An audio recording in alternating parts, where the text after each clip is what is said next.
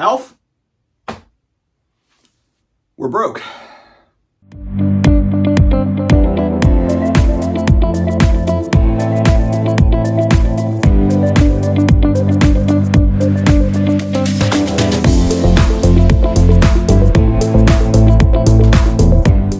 What's going on, sports card hobby family? It's another day. It's another sports card video. Kind of a controversial topic today. Again, like what we do on this channel, sometimes people, they get worked up into a tizzy. Some of these grown men out there, and maybe grown women too, they're literally going to flop on the ground, screaming, crying. They're going to have their TV dinner in front of them. They're going to throw it at the wall.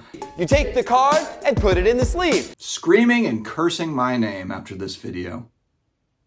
But that's what we do here. Before I get started, we've got our Tuesday shoutouts. Have you never subbed with PSA before? Because I've got $25 off your first order, one card minimum. One card minimum. You can shoot it off to PSA, give them a try, see how it is, see if you want to use them again. The SCD25 code at the billing and shipping screen, and there's links down below to help you out there. JustCollect.com. You've got a collection or half your collection you want to sell, a portion of your collection, whether it's vintage or modern, non-sports, whatever it is. Contact them through their easy appraisal form on their website. Also, the Just Collect YouTube channel with Leighton Sheldon, sharing all the different collections he's buying. A lot of education there about different styles of cards. So definitely check out the Just Collect YouTube channel. Card Capsule. Card Capsule, you want great supplies, you want waterproof cases, and you don't want to pay a small fortune for them. I've got a promo code for that too, guys. Video description as well as the pinned comments. It's all the industry coupon codes you can possibly need. All right, so what are we talking about today? Am I losing my house? Am I losing my family? Is everything falling apart? Well, maybe, because I was told in my comments section that I am broke.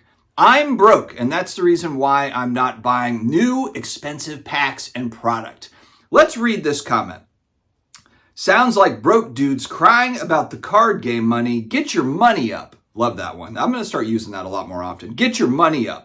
Till then, we gonna keep buying them expensive packs because we got money.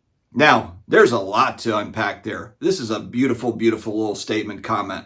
The comment section, we have so many great viewers, so many great viewers, but there's also this fun little ride of the comment section where you get a lot of, some of it's strange, some of it's just awful takes, some of it is, it's just all over the place. So, but this one was a doozy, and I thought this could be a valuable comment to use in a video. So, hey, maybe this dude has a $10 million net worth. Maybe he can easily, as he says, he's got his money up, or she for that matter. I'm just assuming it's a guy because 97% of the viewers here are males, according to the YouTube analytics. Maybe this dude has a yacht. Maybe this is Tiger Woods that made that comment, and he already got his money up, like a lot of money up.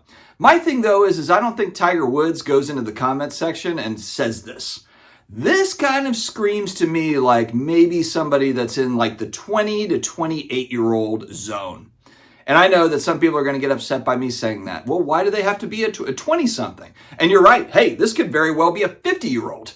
Could very well be. But this kind of reminds me going back to my sales days. And those were some fun days. The one thing I really enjoy about sales, and a lot of people that worked in sales, is you really kind of control your own destiny as far as what you can earn. There's typically not an earning cap. You know, depending on how hard you work, maybe you catch a few breaks and you can just do really, really well in sales. Really depends on the opportunity though. Not all sales opportunities are created the same, obviously. This reminds me a little bit of the sales floor. Just today's world and the card world. I'm going to bring an analogy here. So in the sales floor, you have people that are continuously always at the top of the food chain as far as the sales pipeline and the sales ladder goes. Maybe they win the President's Award or whatever your company calls it, whatever.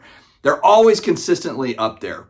There's some folks that they get up there, but they kind of fall off, or maybe they're standing in the middle of the pack. And why does that happen? The reason why that has happened in my experience is that typically what happens is, and it's kind of like a human psychological thing, for a lot of salespeople, it's the 80-20 rule. You know, 20% usually do the best, the other 80% kind of fighting each other for the last of it. So what happens is that people get comfortable. They have a great month. You know, they really like knock it out of the park. Sales managers like, great job. You know, so-and-so, you knocked it out of the park. And they get complacent. And they're just kind of living off of yesterday's dollar. And they're not setting up the pipeline for the next round of sales. And inevitably, this is again, having a big month, getting a little bit lazy, And then, of course, what happens? You catch a bad break. You know, it's not always going to be going up all the time. It's not always going to happen where things go your way and you get that nice big chunk. You're going to have months that are slow. So in sales, really the only way to have continuous success is pedal to the metal all the time, no matter what. Momentum is everything in a sales position. You have got to start fast and you've always got to be going. And when you do get momentum, because inevitably it does happen, you have to keep going. You almost have to be robotic in your mindset. Kind of in a similar way to how I run this channel, is just I like the momentum. I like to keep the momentum going. Could I take a couple weeks off? Sure, I guess I could, but I really enjoy this. Look, this is kind of my hobby within my hobby. I enjoy doing it. I like hanging out with you all. I like making goofy videos with Alf.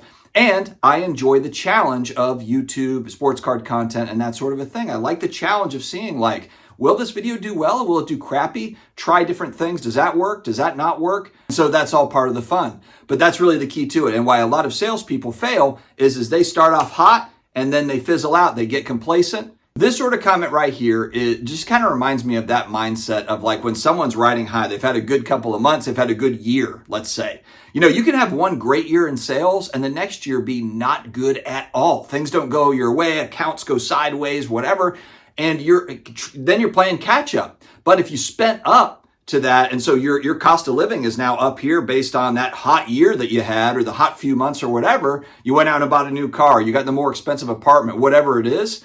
Now you're struggling. Now you're reeling a little bit.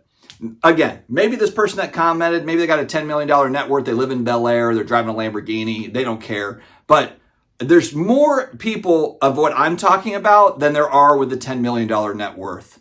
And like I said, I just don't think a lot of people with huge net worths are making a comment like this. And so I like the assumption here that just because I choose not to spend my money on expensive packs and new products, that means I'm broke and I don't have the money. There are tons of hobbyists out here that whether you're 20 years old, 40 years old, 60 years old, and again, it's mostly men, let's just be honest, it's mostly men in the hobby, but women too, very successful women in the hobby, they have the money for the expensive packs. They just don't get the value out of it. They don't see the value in the expensive packs nowadays, and so they're opting to buy into singles. They're opting to put their money elsewhere. So it's not about get your money up. It's just people are deciding to spend their money where they feel like they're getting more value or more upside or more fun out of it. Man, it's tough to buy an expensive box. You know, the new product. Frank, do we have pictures? Can we put pictures up? You know, are you broke because you decided not to buy some of these? I hope the pictures are matching up here. Anyway, you know, the new product that's coming out, they're not giving it away. It ain't cheap. You know, and so that opening those packs, it better be really fun. You must be having the time of your life. You must be like calling your parents after each box that you open and just saying like, Mom and Dad, I just had the time of my life opening up this hobby box.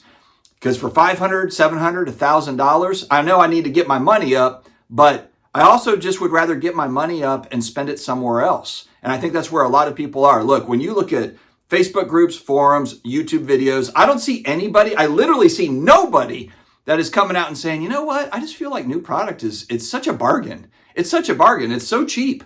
I can't understand how I'm able to get such value out of this. You know, it's crazy to me. Why don't the card companies, the experience I'm getting going onto a live streaming app, going to a breaker, going to a repack, you know, whatever, the experience I'm having, this stuff is so cheap.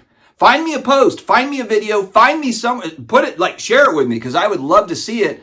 I don't think I'm alone here. I think I'm part of the majority. So I don't think it's a function of getting our money up. I think it's just a function of like, what the hell are we even doing? What's the point?